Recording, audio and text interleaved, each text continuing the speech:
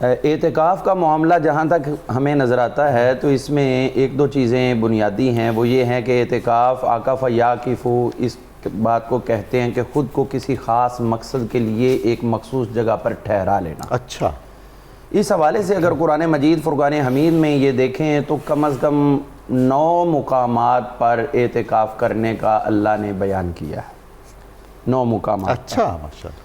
تو ان میں سے مشہور تو وَعَاهِدْنَا إِلَىٰ إِبْرَاهِيمَ وَإِسْمَاعِيلَ أَن طَهِّرَا بَيْتِيَ لِلطَّائِفِينَ وَالْعَاكِفِينَ وَالرُّكَّعِ السُّجُودِ۔ جی، اللہ تعالیٰ فرماتا ہے کہ ہم نے حضرت ابراہیم علیہ السلام اور اسماعیل علیہ السلام ان دونوں سے وعدہ لیا اس بات کا ان طَهِّرَا کہ وہ پاک رکھیں گے بیتیا میرے گھر کو، للطائفین طواف کرنے والوں کے لیے، والعاکفین اعتکاف کرنے والوں کے لیے، والرکع السجود رکوع اور سجدے کرنے والوں۔ سبحان اللہ۔ ولا تباشروہن، یہاں پر بھی اللہ نے فرمایا کہ ان کے ساتھ، اپنی ازواج کے ساتھ جو ازدواجی مراسم ہے وہ قائم نہیں رکھنے جب تک آپ کیا ہے وانتم عاکفون فی المساجد، جب آپ مساجد کے اندر اعتکاف کیا کرتے ہیں۔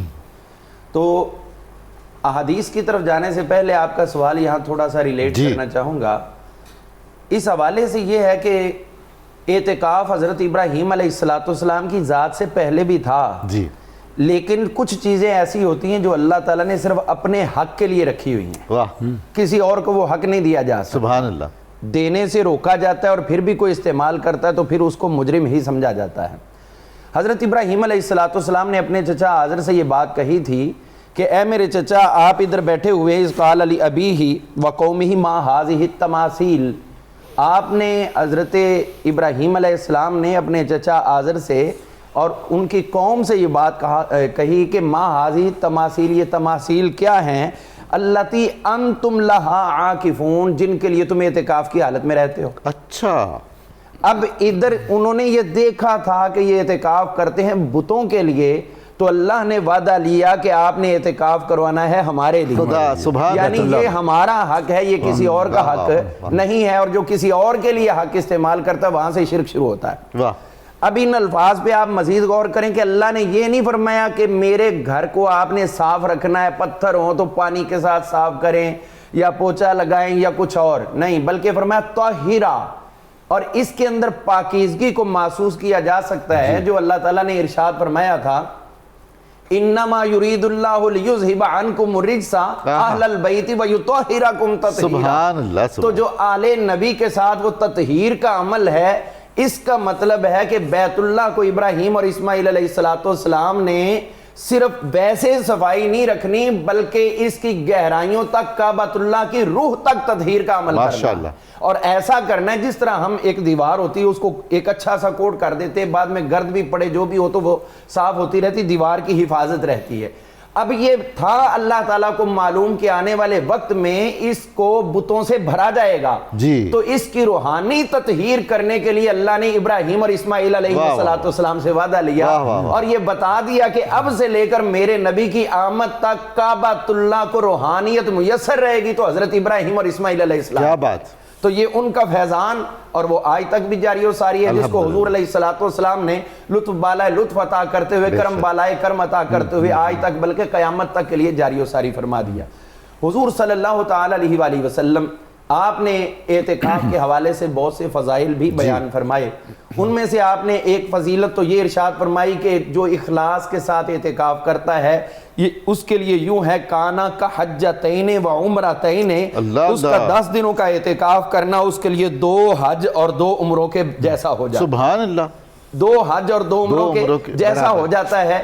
اب آپ دیکھیے اس کے اندر کیا چیز نظر آئی کہ جب حج کرنے جاتے ہیں تو ہم وہاں میدان عرفات میں جا کر دنیا سے کٹ جاتے ہیں، اور جو یہاں سے جاتے ہیں حج کرنے وہ تو جہاز میں بیٹھتے ہی پیچھے کٹ جاتے ہیں۔ تو اعتکاف والوں اگر وہاں نہیں پہنچ سکے تو وہی والا لطف تم اللہ کے گھر میں ادھر آ کے حاصل کر لو اعتکاف کی صورت۔ سبحان اللہ۔ پھر اس کے بعد جو نبی کریم صلی اللہ تعالی علیہ وآلہ وسلم نے مزید ہمیں فرامین عالیہ عطا کیے، ان میں ایک بات یہ بھی نبی پاک علیہ السلام ارشاد فرماتے ہیں کہ جو اعتکاف کرتا ہے، اعتکاف کرنا اس کے اور جہنم کے درمیان اللہ تعالیٰ 3 خندقوں کا فاصلہ پیدا کرتا ہے۔ سبحان اللہ۔ وہ خندق ہماری بنائی ہوئی نہیں ہے بلکہ اپنے وجود کے مطابق ہر بندہ کام کرتا ہے، تو اللہ اپنی قدرت کے مطابق فرماتا ہے کہ میری خندق ایک اتنی ہے جتنا مشرق سے لے کر مغرب تک کا اللہ فاصلہ۔ اکبر، تو یہ سبحان 3 اللہ، مرتبہ سبحان کر دیا جائے، جو 10 دن اعتکاف کرے گا ہم جہنم سے اس کو اتنا دور فرما کیا دیں بات۔ گے۔ حضور صلی اللہ تعالی علیہ وآلہ وسلم نے ہمیں اس حوالے سے بالفعل بھی متوجہ فرمایا۔ جی۔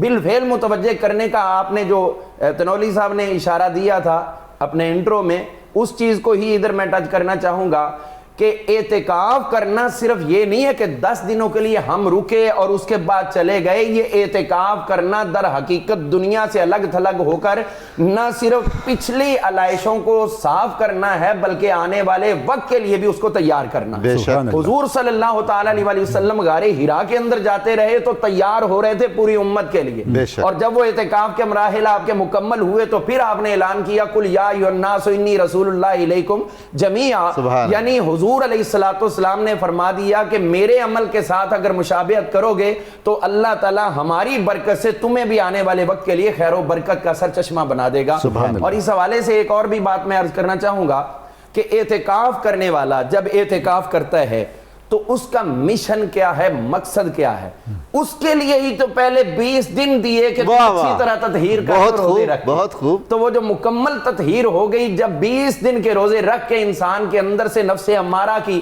جو بھی سراسیمگی تھی، جو اس کی علائشیں تھی، اس کو صاف کر دیا گیا، پاک کر دیا گیا، اور رمضان المبارک نے ان گناہوں کو جلا دیا، تو اب تم اس قابل ہو کہ اعتکاف بیٹھو، اور اس اعتکاف کے اندر بیٹھ کے تمہیں نصیب کیا ہوگا، سبحان اللہ۔ یہ تمہیں اور کچھ ہو نہ ہو لیلۃ القدر تو تمہاری پکی ہو کیا بات، کیا بات۔ لیلۃ القدر تو تمہاری ہو گئی۔ اب لیلۃ القدر سے بھی آگے بڑھنے کے مراحل ہیں، اور وہ یہ ہیں کہ جس مالک نے لیلۃ القدر دی ہے وہاں پر قرآن پاک میں ذکر کیا کہ جو کفار تھے وہ تماثیل کے سامنے اعتکاف کی حالت میں ہوتے تھے، ان بتوں نے انہیں کیا دینا تھا، آؤ تم اپنے پیدا کرنے والے خالق حقیقی کے سامنے اس طرح بیٹھ جاؤ، وہ خالق کائنات کا جب تم در سنبھالو گے تو وہ بھی تو کہتا ہے تم دل میں مانگو تو میں عطا کرتا ہوں۔ جو 10 دن کے لیے گھر چھوڑ کے آئے بیٹھے ان کے اوپر اپنی عنایات سبحان اللہ، کیا کہنے۔ حضور صلی اللہ تعالی علیہ وآلہ وسلم نے اعتکاف کو اتنا پسند فرمایا، اس قدر پسند فرمایا کہ آپ کریم علیہ السلام نے اس امت کو اعتکاف کی خیر و برکات خود تلاش کر کے دے دی۔ جی۔ چاہتے تو ایک تاریخ متعین کر دیتے، تاریخ تو متعین ہوتی حضور، وہ لوگوں کو پتہ بھی چل جاتا، لیکن پورا جسم تیار نہیں ہے، روح تیار نہیں ہے اس کے فیوز و برکات سمیٹنے کے لیے، تو پھر آئی بھی ویسی نہ آئی بھی ان لوگوں کے لیے ویسی ہو جاتی۔ فرمایا پہلے تم اپنا دامن بھرنے کے لیے تیار ہو، پورے 20 دنوں میں تمہیں رب سے دوبارہ مانگنا آ جائے، تمہیں اپنے نفس کی قربانی دینی آ جائے، تو پھر آ کے تم اس مالک حقیقی کے سامنے اپنے ہاتھ پھیلاؤ اور وہ مالک حقیقی تمہاری جولیاں بھرے گا۔ اور ایک چیز اور بھی، عمل اتنا صحابہ کرام کو محبوب ہوا، حضور صلی اللہ تعالی علیہ وآلہ وسلم آپ جس جگہ پر اعتکاف فرماتے تھے صحابہ لوگوں کو لا لا کے اس جگہ کی بھی زیارت کروایا کرتے۔ کیا بات ہے۔ یہ ہے وہ جگہ جہاں میرے آقا نے اعتکاف کیا۔ حضرت عبداللہ بن عمر رضی اللہ عنہ حضرت نافع کو لے کر آئے اور فرمانے لگے دیکھو یہ ہے وہ جگہ جہاں محبوب کریم علیہ السلام اعتکاف فرمایا کرتے تھے۔ یعنی اعتکاف تو اعتکاف ہے، اعتکاف والی جگہوں سے بھی پیار کرنا یہ حضور علیہ السلام کی امت کے لیے اللہ کی عطا ہے۔ اور اس کے ساتھ یہ میں بات ایڈ کرنا چاہوں گا، تمام مساجد کی انتظامیہ اور ان کے جتنے بھی معاونین ہیں، ارے تم تو خوش بخت ہو کہ جو اللہ نے حضرت ابراہیم اور اسماعیل علیہ السلام کو ڈیوٹی عطا کی تھی کہ آپ نے بیت اللہ کی تطہیر رکھنی ہے، صفائی پاکیزگی رکھنی ہے، انہی کے کرم سے اللہ نے اعتکاف کرنے والوں کی خدمت آپ کے سبب۔ سبحان اللہ۔